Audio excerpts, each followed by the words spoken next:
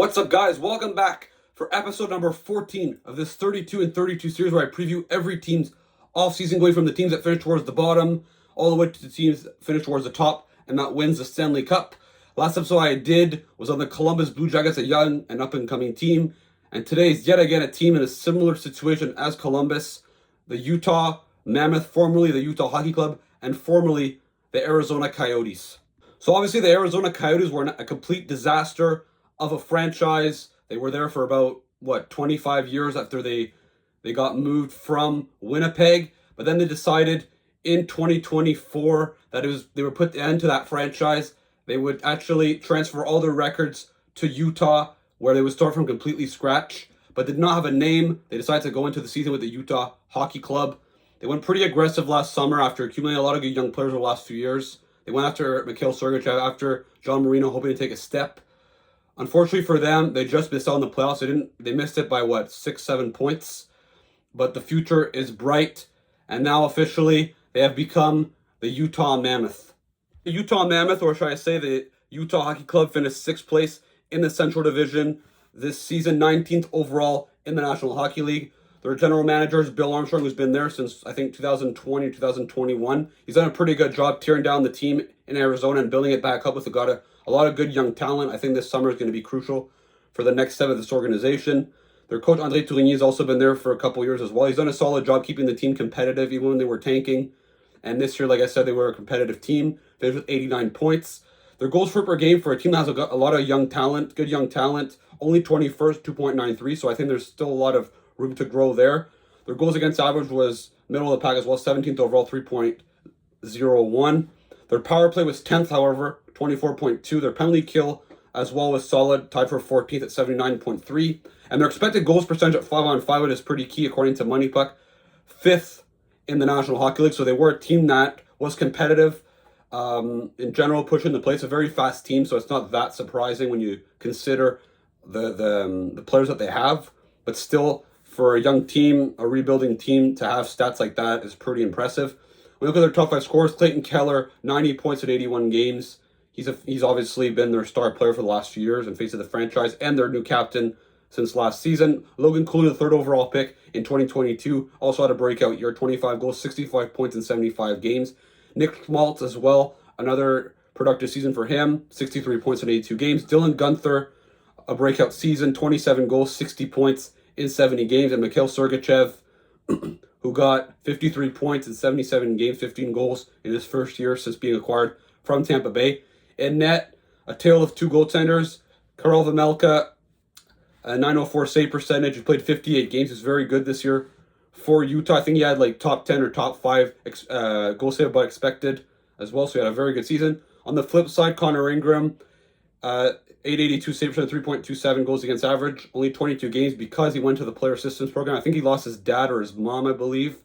So I think that obviously affected him mentally and affected his game. I suspect next season, he was very good the last 2 years before this year. So I think that there's a good chance that he bounces back next year.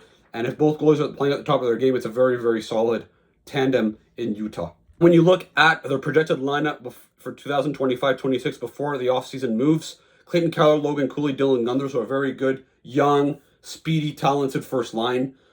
Nick Schmaltz, Barrett Hayton, Josh Doan, obviously Shane Doan's son, Larson Krause, Jake McBain, Matthias Michelli, who had a tough season, but he's still a guy that did have some productive seasons over the last 2 years previously. Alex Kerfoot, Kevin Stenlund, and Logan O'Brien. So on defense, Mikhail Sergachev, John Marino, Ian Cole, Sean Dursey, Oli Mata, Michael Kesselring. So overall, a solid defense core. And then net, Vejmelka and Ingram. They have a lot of cap space. Nearly $57 million to spend this summer. So if they want to go big game hunting, they sure can. I suspect a guy like Mitch Marner is going to be the top of their radar. That's for sure. They're going to have the money to sign him. That's for sure. But when you look at their expiring contracts on top of it, not a lot of key guys to sign either. Nick Bukestad, Michael Carconi, Robert Bertuzzo, Simon, and McBain.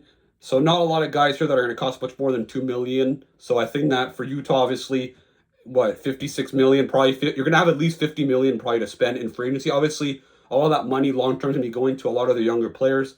However, when you have this much cap space to spend, you got to spend it somehow. You don't have to spend it all, but you can spend, let's say, a good $30 million in free agency or through trades.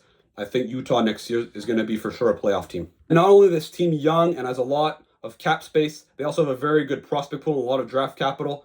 TJ Ginla, 6th overall pick in 2024. I think this is a guy, he's a gritty player. I think he could be a good top 6 power forward-ish guy. Daniel Bu, another bigger guy, 12th overall pick in 2023. I think this is a guy that could become, another power forward they drafted. A lot of people thought at the time it was a reach, but he's looking like it's a fair pick at 12th overall. Dmitry Simic had 6th overall pick in 2023.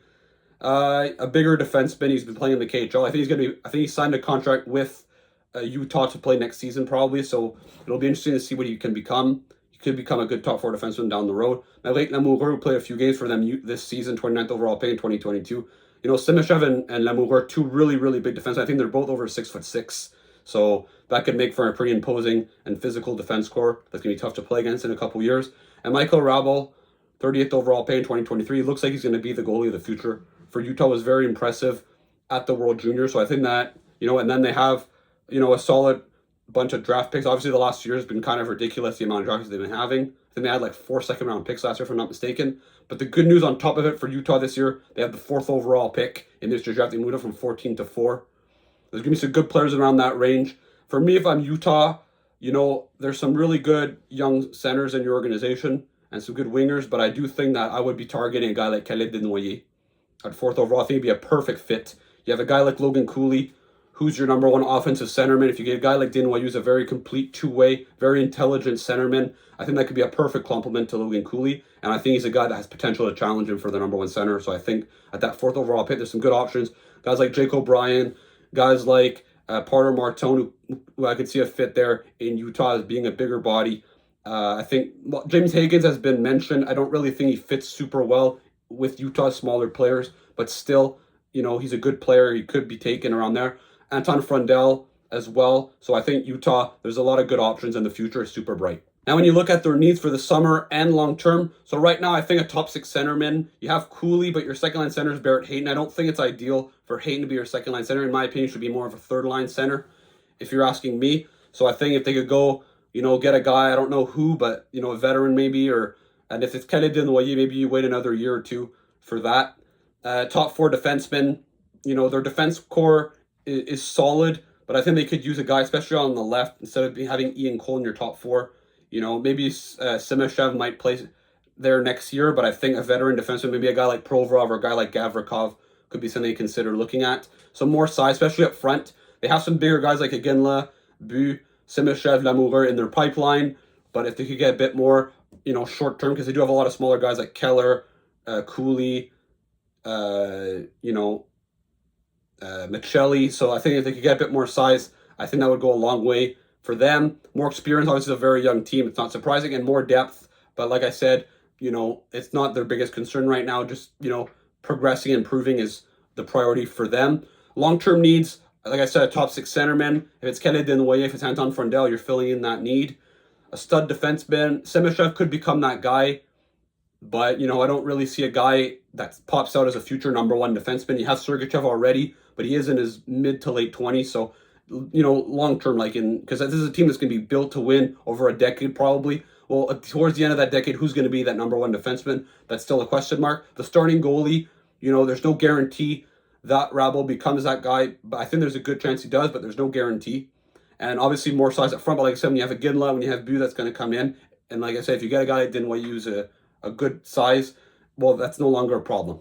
So I think that obviously Utah is on the right track, and I see a future contender with them, that's for sure. All right, so that puts it end to this video. Let me know, what do the Utah Mammoth have to do this summer? Should they go big game hunting in free agency, which I think with the amount of cash that they have, I would recommend. Who should they take at 4th overall? Let me know. Don't forget to check out some of my previous videos that I've made over the last few weeks, and obviously that are going to be coming out as well in the next couple of days and weeks. Don't forget to like and subscribe, and I'll see you again for another video.